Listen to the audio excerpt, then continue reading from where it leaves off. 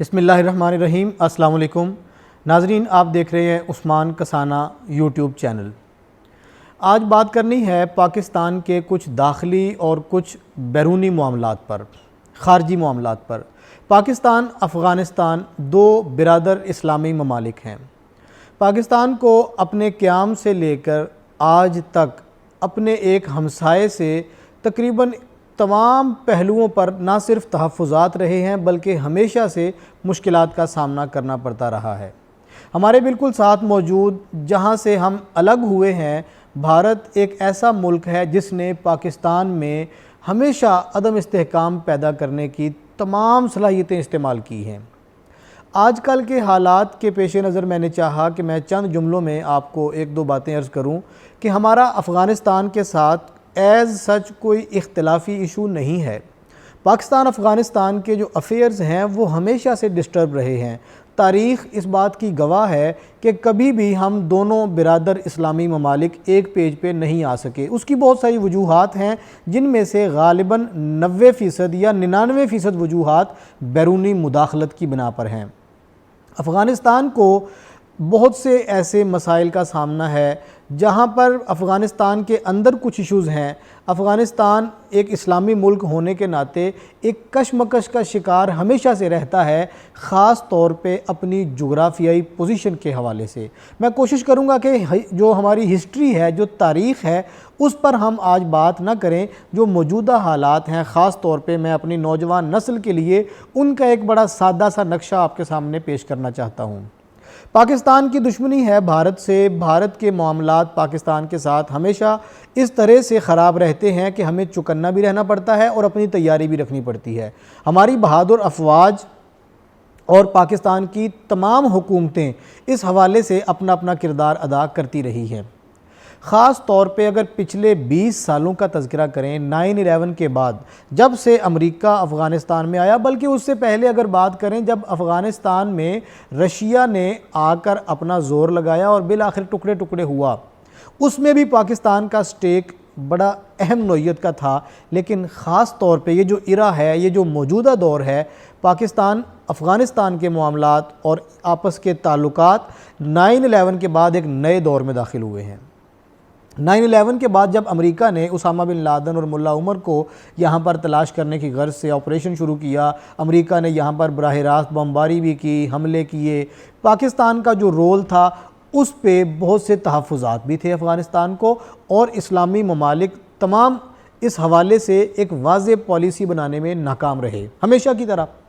اب یہ ہوا ہے کہ وہی طالبان جو یہاں پہ امریکہ جنہیں ختم کرنے آیا تھا، اب دوبارہ سے انہوں نے افغانستان میں اپنی حکومت قائم کرنے کا عندیہ دے دیا ہے، بلکہ میں کہوں گا اعلان کر دیا ہے۔ اور یہ ہر روز اخبارات سے، ٹیلی ویژن سے، میڈیا سے ہمیں پتہ چلتا ہے کہ اتنے صوبوں پر، 100 سے زائد صوبوں پر ان کا قبضہ ہو چکا ہے۔ اور آج ابھی تو حیرت اس بات کی ہوئی کہ جو ابھی موجودہ امیر ہیں طالبان کے، ملا ہیبت اللہ اخندزادہ، انہوں نے میڈیا ٹاک کے ذریعے، اپنے میسج کے ذریعے پوری دنیا کو اور خاص طور پہ پاکستان کو یہ میسج دیا ہے کہ ہم افغانستان میں اگر طاقت اور اقتدار سنبھالیں گے، افغان سرزمین کسی اور کو استعمال کرنے کی اجازت نہیں دی جائے گی۔ اور یہی خطرہ ہے پاکستان کو سب سے بڑا۔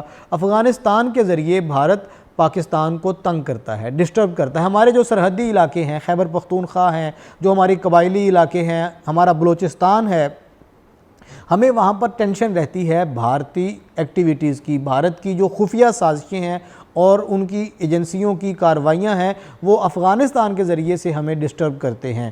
اس تحفظ کو لے کر پاکستان ہمیشہ اپنی حکمت عملی بناتا رہا ہے۔ اور اب جو موجودہ صورتحال ہے افغانستان کے ساتھ، ہمیں جو تھوڑی سی ٹینشن اور تناؤ دکھائی دے رہا ہے، اس کی بنیادی وجہ بھی یہ ہے۔ پاکستان نے ہمیشہ کہا ہے، ہماری حکومت اور ہمارے اداروں کا ہمیشہ یہ موقف رہا ہے کہ پاکستان مضبوط اور مستحکم افغانستان دیکھنا چاہتا ہے تاکہ ہمیں اس کا فائدہ پہنچے۔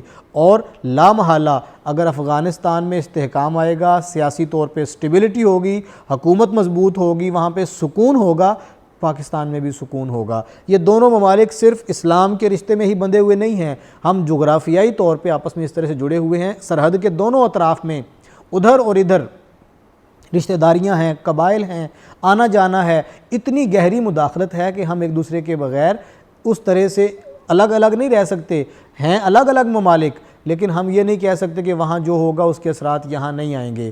اس صورتحال کو لے کے اب وہاں پہ جو افغان طالبان طاقت حاصل کر رہے ہیں، پاکستان کو اس پہ تھوڑی سی اپنی حکمت عملی تبدیل کرنا ہے، اور پاکستان نے اس پہ غور و خوض بھی کیا ہے۔ ہم کسی بھی بڑی سے بڑی طاقت کا یا کسی بھی بیرونی طاقت کا ساتھ دینے سے زیادہ بہتر سمجھتے ہیں کہ اپنے ملک کا مفاد دیکھا جائے، افغانستان کے ساتھ معاملات ٹھیک کیے جائیں۔ جہاں تک تعلق ہے پاکستان کے خدشات کا، وہ طالبان امیر نے واضح کر دیے ہیں، اور افغان حکومت بھی اس پہ کنسنسس رکھتی ہے۔